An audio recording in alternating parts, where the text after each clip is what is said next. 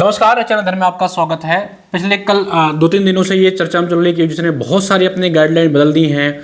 अब आप पीजी हो पास हो किसी सब्जेक्ट से और किसी अन्य सब्जेक्ट से आप असिस्टेंट प्रोफेसर बन सकते हैं। असिस्टेंट प्रोफेसर बनने के लिए आप नेट की आवश्यकता नहीं है। आप एमटेक हो बीटेक हो, आपको नेट नहीं करना है। बहुत सारी तमाम अफवाहें मार्केट में गर्म है। तो इन सब के बीच में एक जो यूजीसी ने अपना गाइडलाइन निकाला है वो ऑफिशियल जो गाइडलाइन है उसके हिसाब से चर्चा करेंगे। इसके बाद जिस पे मैं चर्चा करूंगा, आज के बाद आपके का कोई कंफ्यूजन नहीं रहेगा कि क्या क्राइटेरिया होना चाहिए, क्या होगा, कब से ये फॉलो होगा और क्या रूल और रेगुलेशन होने वाले हैं। ठीक है। हालांकि जो यूजीसी ने अभी रेगुलेशन निकाले हुए हैं इस पे यूजीसी ने लोगों से अपने सुझाव मांगे हैं और उम्मीद है कि इसमें बहुत सारे अभी जो है अमेंड किए जाएंगे, बहुत सारे इसमें रिफॉर्म, बहुत सारे इसमें सुधार होने के चांसेस हैं। और यूजीसी ने ये एडवाइजरी भी जारी की है कि जितने भी इंस्टीट्यूशन, जितने भी कॉलेजेस हैं 6 मंथ में इसको फॉलो करें। तो हो सकता है 10-15 दिन में यूजीसी ने मांगा है लोगों से कि अपने सुझाव दें। अगर आप अपने सुझाव खुद देना चाहते हैं तो यूजीसी के वेबसाइट पर जाकर के आप भी अपने सुझाव यहाँ पे भेज सकते हैं। क्या गाइडलाइन है आपके लिए, क्या इंपॉर्टेंट है, उसके बारे में हम यहाँ पे चर्चा करेंगे। ठीक है, चलिए हम सबसे पहले नोटिफिकेशन ही खोल लेते हैं। तो ये यूजीसी का नोटिफिकेशन है, इसमें बहुत सारी चीजें लिखी हैं, क्योंकि ये संपूर्ण एक गाइडलाइन होता है, लेकिन आपके काम का जो जो इंपॉर्टेंट चीज है उस पर डिस्कस करेंगे। बाकी चीजें हम डिस्कस नहीं करेंगे क्योंकि वो सारी चीजें अलग लेवल की हैं और वो आपके क्वालिफिकेशन, जब आप असिस्टेंट प्रोफेसर बन जाते हैं तो उसके बाद काम में आती है। ठीक है, चलिए तो ये ऑफिशियल नोटिफिकेशन भी मैंने खोल रखा है, इसी पे चर्चा कर लेते हैं।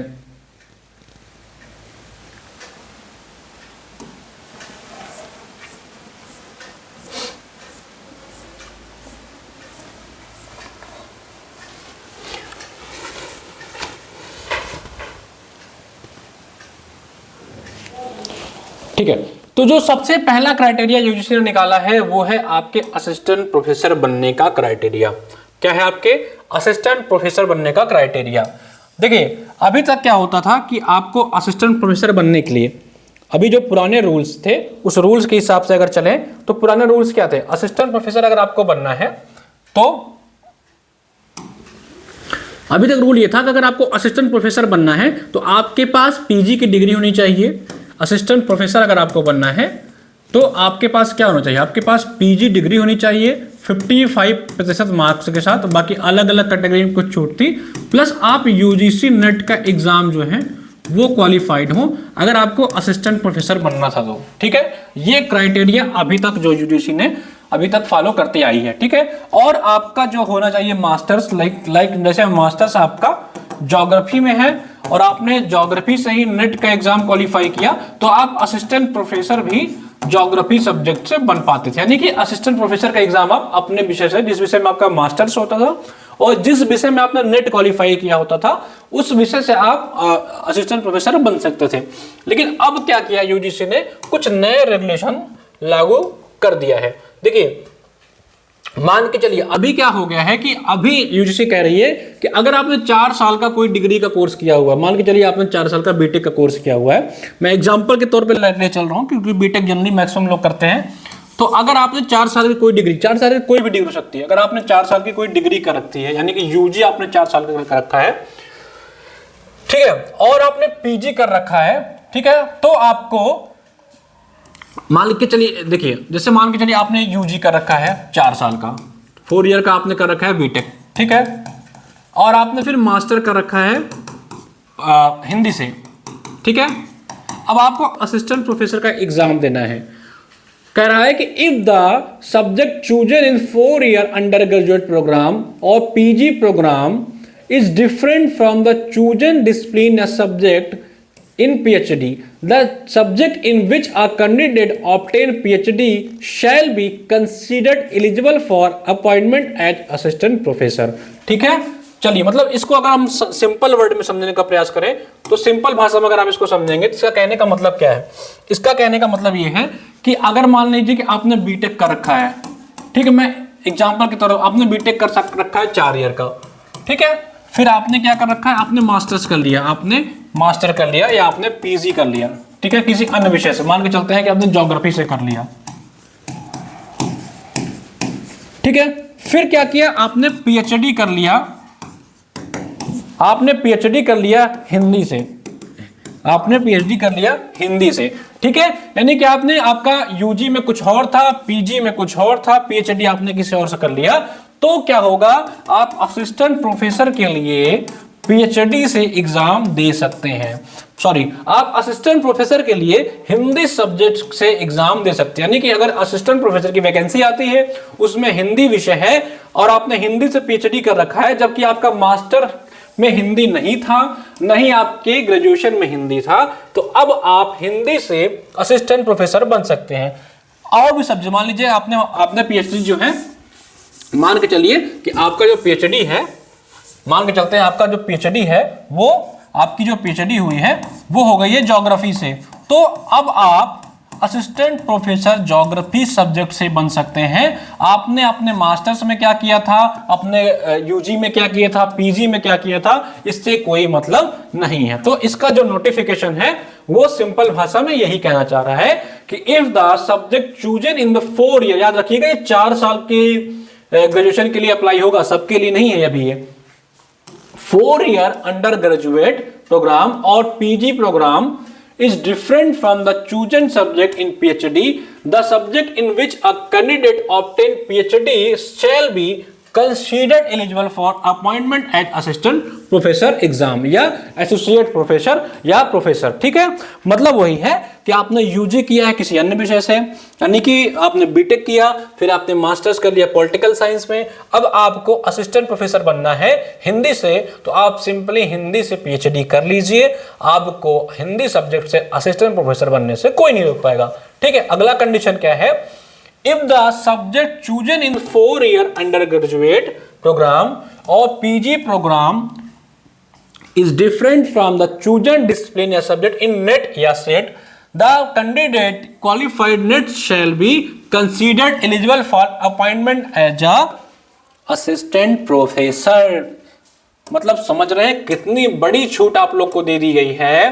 अब समझिए, इस बात को समझने का प्रयास करिए। जैसे आपने यूजी किया, आपका यूजी में कोई भी विषय रहा, हिंदी या 2-3 सब्जेक्ट जो भी रहते हो, फिर आपने पीजी कर लिया, किससे, भूगोल से। किससे कर लिया पीजी आपने, भूगोल से आपने पीजी कर लिया।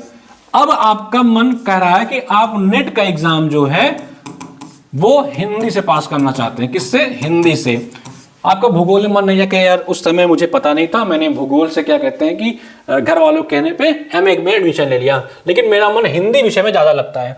तो अब क्या करिए, आप हिंदी से नेट पास कर लीजिए, हिंदी से नेट पास कर लीजिए, आपको पीएचडी भी करने की जरूरत नहीं है। लेकिन याद रखिएगा, आपका यूजी जो हो वो 4 ईयर प्रोग्राम होना चाहिए। ये क्राइटेरिया मत भूलिएगा कि आपका ग्रेजुएशन जो हो वो 4 साल का होना चाहिए, ठीक है। मान के चलिए एक बीटेक का लड़का था, ठीक है, उसने बीटेक किया 4 साल का, कितने साल का, 4 साल का बीटेक किया।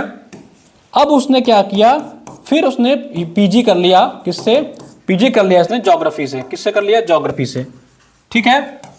लेकिन अब इसका ज्योग्राफी से असिस्टेंट प्रोफेसर या नेट क्वालिफाई करने का मन नहीं है, अब इसने नेट का एग्जाम दे दिया एनवायरमेंटल साइंस से। किससे दे दिया, एनवायरमेंटल साइंस से।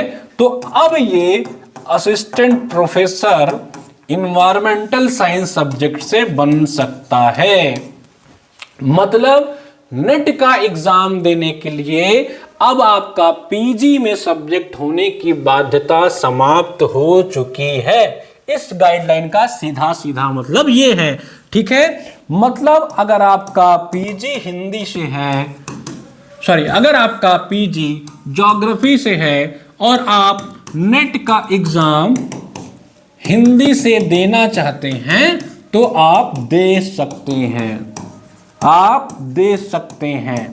यानी कि यूजीसी नेट का एग्जाम देने की जो क्राइटेरिया थी, अब आपका क्या हो गया है, ग्रेजुएशन, क्या हो गया है आपका, ग्रेजुएशन में 75% मार्क्स हो तो आप यूजीसी नेट का एग्जाम दे लो, सीधा सीधा पीएचडी कर लो। अगर आपका यूजी प्लस पीजी दोनों है तो पीजी में सिर्फ 55% मार्क्स है, आप नेट का एग्जाम दे सकते हो और किसी भी सब्जेक्ट से दे सकते हो।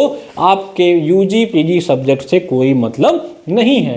ये जो गाइडलाइन दिया गया हुआ है, इस गाइडलाइन का सीधा सीधा मतलब यही है।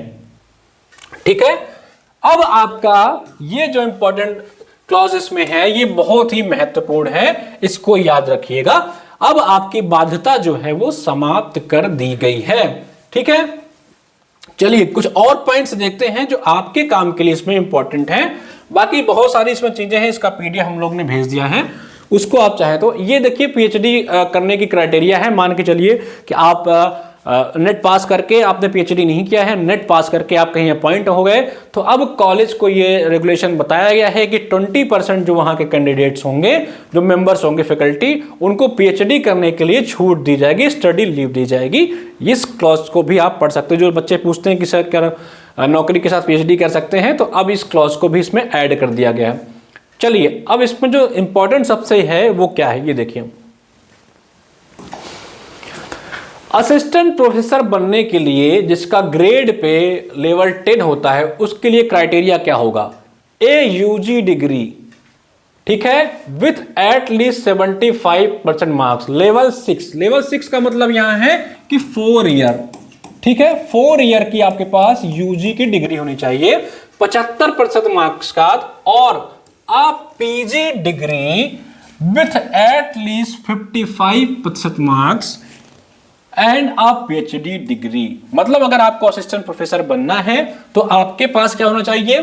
4 साल का 4 ईयर का यूजी होना चाहिए 75% के साथ, और पीजी होना चाहिए 55% के साथ, प्लस आपके पास पीएचडी डिग्री हो। यानी कि आप अगर नेट क्वालिफाइड नहीं है और आपके पास 4 ईयर यूजी कार्यक्रम है या 55% साथ पीजी है और आप पीएचडी डिग्री है, तो आपके साथ नेट की बाध्यता समाप्त कर दी गई है। यानी कि नेट पास होना जरूरी नहीं है अगर आपने पीएचडी कर रखी है तो। ठीक है, अगला क्राइटेरिया क्या है?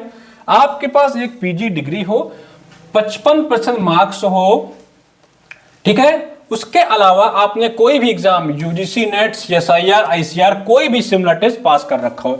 यानी कि पीजी जो आपके पास हो 55% मार्क्स के साथ, प्लस आपने नेट या सीएसआईआर या कोई भी जो एलिजिबिलिटी टेस्ट होती है उसको पास कर रखा है, तब भी आप कर सकते हैं। जो कि पुराना नियम अभी तक चलता है था, उस नियम को भी कंटिन्यू कर दिया गया है। ठीक है, अगला क्या है कि एक पीजी डिग्री हो आपके पास और आपके पास एमटेक हो, यानी कि मास्टर्स इन टेक्निकल में आप हो, और एमई हो, तो आपको नेट पास करने की भी जरूरत नहीं है। यानी कि एमटेक की जो आपकी डिग्री है वो इक्विवेलेंट हो गई आपकी नेट की या पीएचडी की। ठीक है, अगर आपके पास एमटेक की डिग्री है तो आपका जो है आप असिस्टेंट प्रोफेसर बनने के लिए एलिजिबल हो जाएंगे। ठीक है, तो ये सारे क्लॉज जो है इसको मैं एक समराइज फॉर्म में आपको बता देता हूं कि क्या क्या यूजीसी ने अपने नए नियम बना दिए हैं। आई थिंक ये आपको समझ में आ गया होगा। ठीक है, तो अब क्या हो गया है, मान के चलिए कि सबसे पहला क्लॉज क्या है कि अगर आपको असिस्टेंट प्रोफेसर बनना है, असिस्टेंट प्रोफेसर बनना है तो आपके पास यूजी जो है वो 4 ईयर का होना चाहिए, 75% मार्क्स के साथ, प्लस आपके पास पीएचडी की डिग्री हो। ठीक है, अब आप पूछेंगे कि सर मैं किस विषय में बन पाऊंगा? तो जिस विषय में आपकी पीएचडी की डिग्री होगी, जिसमें आप पीएचडी कर, मान के चलिए आपने यूजी किया 4 साल का और आप पीएचडी कर रहे हैं ज्योग्राफी से, तो आप असिस्टेंट प्रोफेसर जो है वो ज्योग्राफी सब्जेक्ट से बन सकते हैं। ठीक है, और ये क्राइटेरिया आपके पास नहीं है, आपके पास पीजी डिग्री है 55% मार्क्स के साथ, प्लस आपके पास पीएचडी है, तो भी आप असिस्टेंट प्रोफेसर बन सकते हैं। किस सब्जेक्ट में? जिस सब्जेक्ट में आप पीएचडी कर रहे हो उस सब्जेक्ट में आप असिस्टेंट प्रोफेसर बन सकते हैं। ठीक है, और क्राइटेरिया क्या हो? अगर आपके पास एमटेक की डिग्री है या एमई की डिग्री है तो आप सीधा सीधा असिस्टेंट प्रोफेसर बन सकते हैं। आपको पीएचडी और यूजीसी नेट कोई भी एग्जाम क्वालिफाई करने की जरूरत नहीं है। ये तो हो गया असिस्टेंट प्रोफेसर का क्राइटेरिया। ठीक है, अगला क्या है? अब अगला ये क्राइटेरिया जो इन्होंने बताया वो ये है कि अब आप मान के चलिए कि आपने यूजी कर रखा है, आपने यूजी कर रखा है, प्लस आपका पीजी हो रखा है, और दोनों का सब्जेक्ट अलग अलग है, यानी 4 ईयर प्रोग्राम होना चाहिए, तो आपने नेट जिस विषय से क्वालिफाई किया है, मान के चलिए आपका पीजी हिंदी से था, आपने नेट ज्योग्राफी से क्वालिफाई कर लिया है, तो अब आप असिस्टेंट प्रोफेसर बनने के लिए ज्योग्राफी सब्जेक्ट से एलिजिबल हो गए। आप हिंदी से असिस्टेंट प्रोफेसर नहीं बन सकते हैं, ठीक है। जिस विषय से आप नेट पास करेंगे उसी विषय से आप असिस्टेंट प्रोफेसर बन सकते हैं, चाहे आपने पीजी किसी भी विषय से कर रखा हो। आई थिंक ये बात आपको समझ में आ गई होगी, ठीक है। इतनी यही क्लॉज जो है, आप कल से कंफ्यूजन में जो लोग पढ़े हैं, यही क्लॉज, सिंपली क्लॉज यूजीसी ने अपने रेगुलेशन में बताया। अभी हो सकता है इसमें कुछ रिफॉर्म हो, कुछ सुधार किए जाए, बट अभी के लिए यही है। बाकी कोई और जानकारी चाहिए तो हमको इस वीडियो के कमेंट में बताइए, आपको अपडेट कर दिया जाएगा। बहुत बहुत धन्यवाद।